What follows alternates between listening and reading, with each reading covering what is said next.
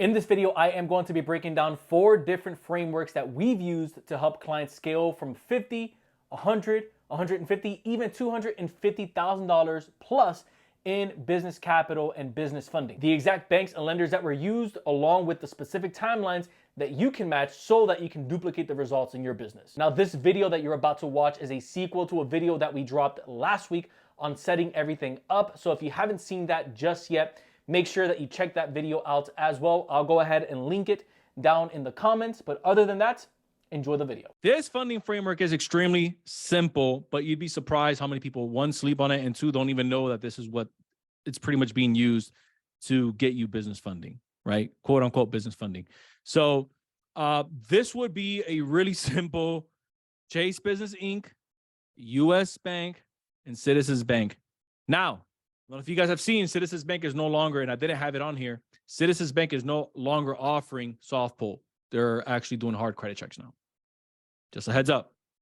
So if somebody's looking at the slide right now, Citizens Bank they're only a soft pull on an Equifax. Not anymore.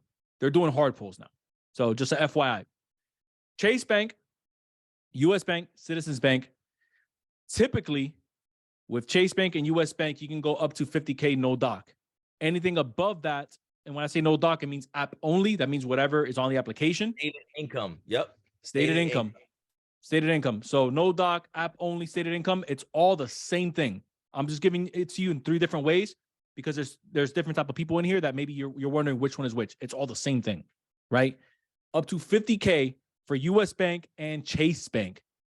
And typically the threshold that I've seen with Citizens Bank is right at 35 threshold. I'm not sure if Rad's seen any more, but that's right around that threshold that I've seen that they're typically lending up to, between that 20 to right around 35 before they start requesting anything. The next one that I have, and this is beginners, I have a novice framework. This would be Chase Bank, again, Inc. Business Unlimited. It would be US Bank, same card. Citizens Bank, same card. We're adding FNBO on there. Notice that FNBO pretty much allows you to do one card in their network. Anything after that, they'll ask you to shut it down. So with Chase Bank, the one thing that changes outside of adding FNBO to this funding framework right here is that you're able to add that second card. So we'll go in for maybe Inc. Biz Unlimited, and then we'll go back in for the second Inc. card. Now, the rule of thumb with this is you want to wait for the first card to get approved. I wouldn't want you to apply for both at the same time. Secure one first and then go back in and apply for the second one. And so you can go ahead and apply for the second one. Remember, with the business credit cards, there's 2 ways to bypass the 524 rule because that's probably the question that you have. Where the 524 rule is, if you're new to this game, 524 rule pretty much states that you can't have more than 5 no accounts in the last 24 months. 2 ways to bypass that is if they're business credit cards, business loans, mortgages, auto loans, they don't count toward new accounts.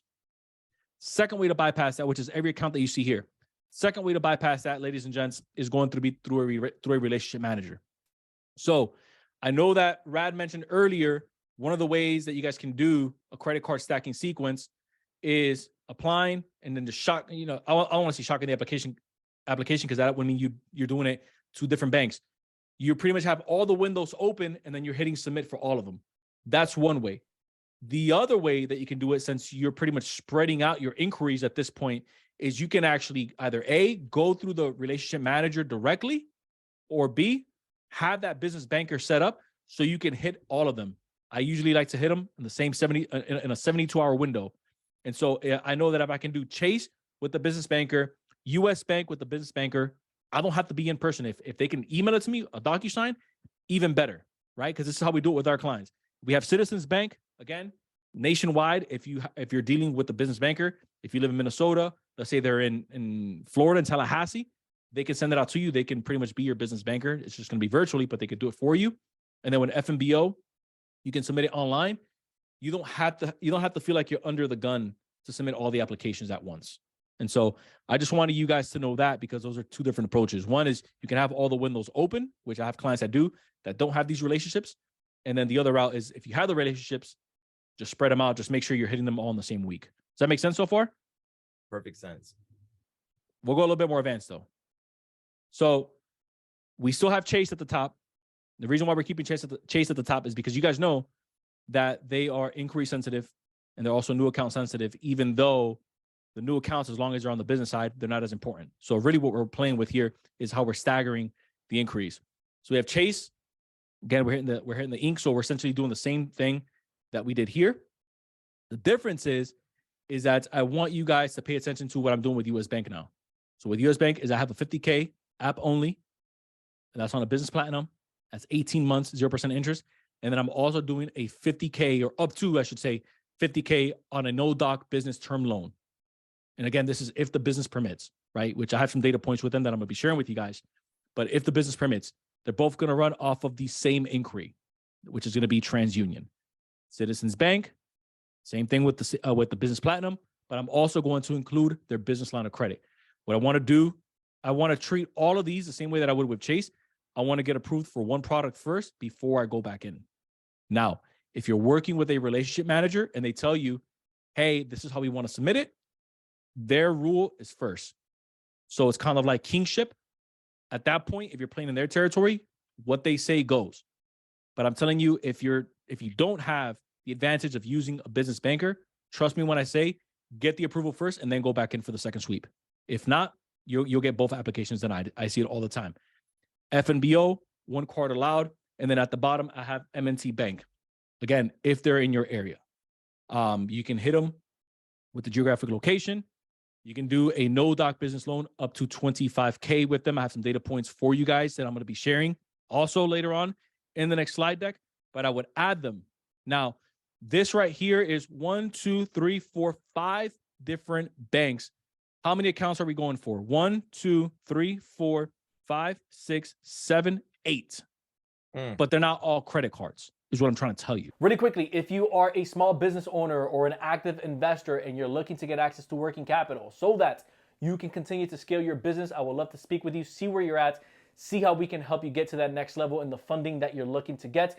You can book a free demo with my team so that we can show you exactly how our system works and once it's bolted on, the results that we can potentially help you get. If that sounds like something that you're looking for to, again, take your business to the next level, go ahead and book a free demo down below. That's insightInnerCircle.com. I'll link it down in the description. I'll link it down in the comments. But other than that, enjoy the rest of the video. So now we're starting to see how we're starting to move across just credit card stacking. Again, credit card stacking is a fantastic way to really get it off the ground going.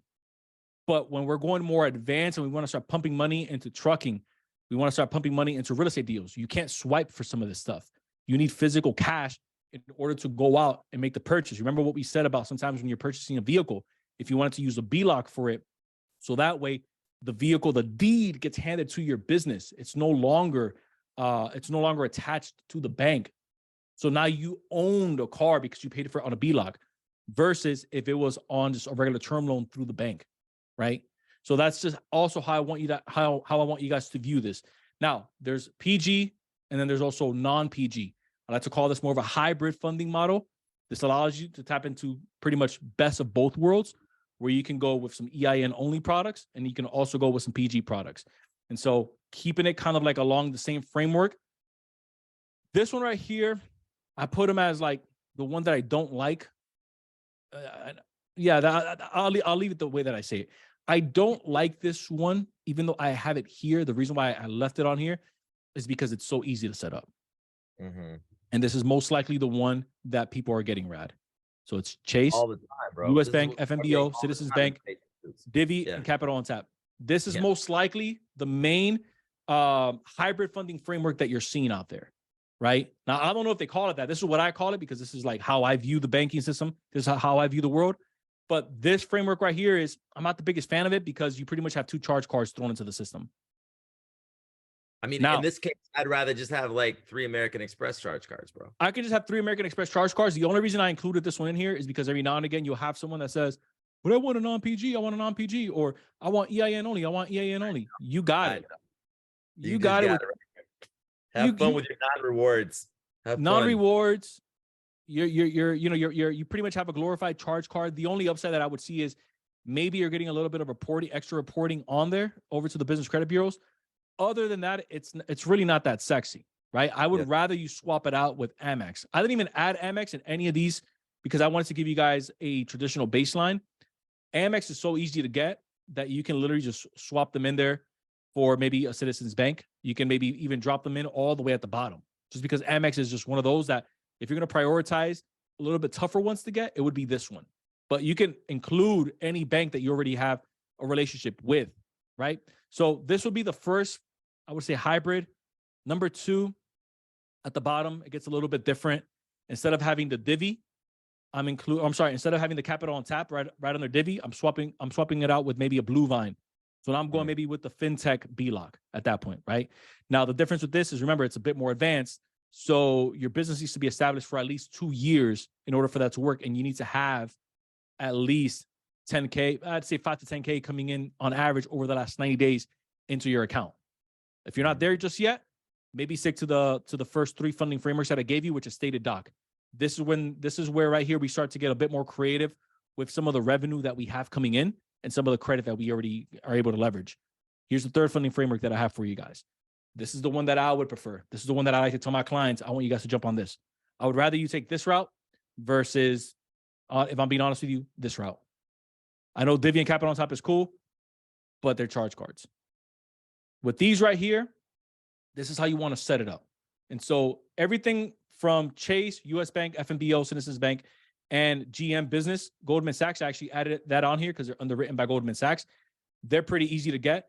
The only thing that I would say with Goldman Sachs is that if you actually open an account with them and then you put at least $2,500 in there, let that sit for 30 days, then apply, we're seeing way better approvals. Just a little side tip with GM. But going back to Universal Fuel and BP Business Solutions, in the beginning, or they're going to be non-PG, right? Like, go back to the call from last week when I broke down business expense cards. That's what BEC is. In the beginning, what you can do is you can get yourself a Universal Fuel and a BP Business Solutions card, right? What you want to do is you want to have regular spend on that. Those are going to be regular net 14s, net 25s, net 30s. So you're kind of killing 2 birds with 1 stone. You're aging that account, you're building the relationship, and then you're also getting your business credit built out, right? What ends up happening is right around 60 to right around 120 days, sometimes longer, but if you're using it the way that you should, which is constantly in your business, especially for those of us that are in trucking, you can have a pretty quick turnaround time, 60 to 120 days. Once that seasons, it then flips over. You get an invitation for the Universal Fuel and for the BP Business Solutions to, again, graduate into an unsecured revolving MasterCard, which now you can carry a balance if you wanted to at that point. That would be a hybrid model of what you have here. But the way that you would want to set it up is you would kind of want to extend the time horizon on the 2 bottom cards. Does that make sense, bro? Absolutely, bro. That was deep, but I love it. That was good. So remember, fleet cards graduate into unsecured credit cards. Most people aren't going to teach you this, by the way. They're not there. Most people are going to stick, maybe not even this. Most people are going to be like right here. So novice, which again, it's good. It works. But this is juicy. And I really like this model right here. If I'm being honest with you guys, I really like this model right here. It's a good look. So remember, fleet cards graduate into unsecured credit cards, app only, and low doc business funding working for our clients right now. So there you have it. If you found value in this content, consider hitting that subscribe button down below. Don't forget, if you are a small business owner or an active investor and you are looking to get access to working capital so that you can continue to scale, book a free demo with us so that we can see exactly where you are at in your business and see how we can help you scale. You can book that over on insideinnercircle.com. But until next time, everyone, I will see you in the next video.